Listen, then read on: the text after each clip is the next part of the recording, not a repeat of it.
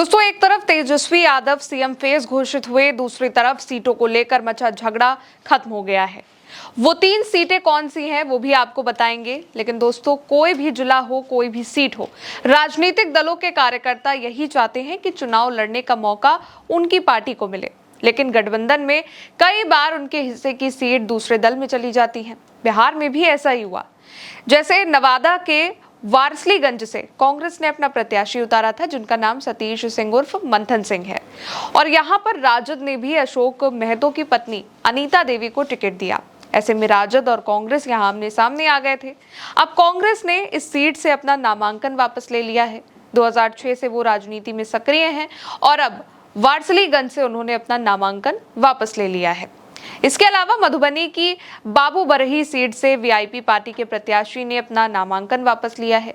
यहां से राजद ने अपने प्रत्याशी अरुण कुशवाहा को उतारा था, लेकिन सीट शेयरिंग के वक्त पहले ये सीट वीआईपी के खाते में चली गई और वीआईपी ने सीनियर नेता गुलाब यादव की बेटी बिंदु को यहां पर उम्मीदवार बनाया था, जिन्होंने 21 अक्टूबर को अपना नामांकन भरा था।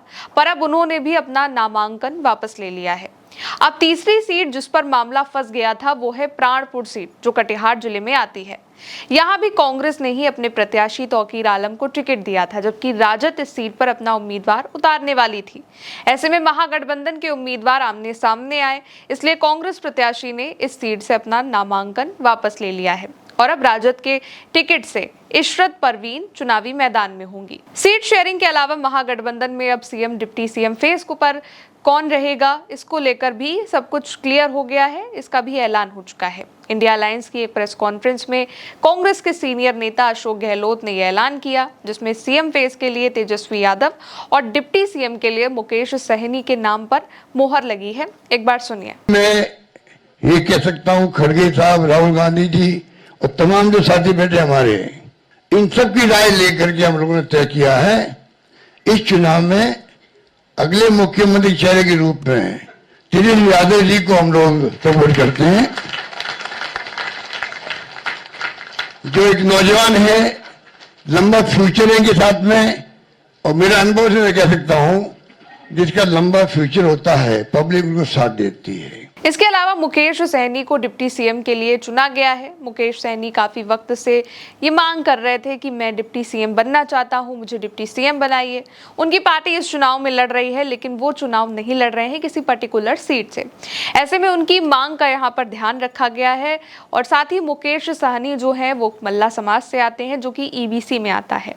सहनी निषाद समाज के सबसे प्रभावशाली चेहरों में से एक है और उत्तर बिहार जैसे कि दरभंगा, मधुबनी, सिवान और मुजफ्फरपुर बेल्ट में उनका काफी ठोस जनाधार भी माना जाता है। और अब मुकेश सहनी ने सीधे ये कह दिया है कि मल्ला का डिप्टी सीएम बनना एनडीए के गले के नीचे नहीं उतर रहा है। कुल मिलाकर देखिए दोस्तों, बिहार में महागठबंधन के अंदर अब सब कुछ साफ है।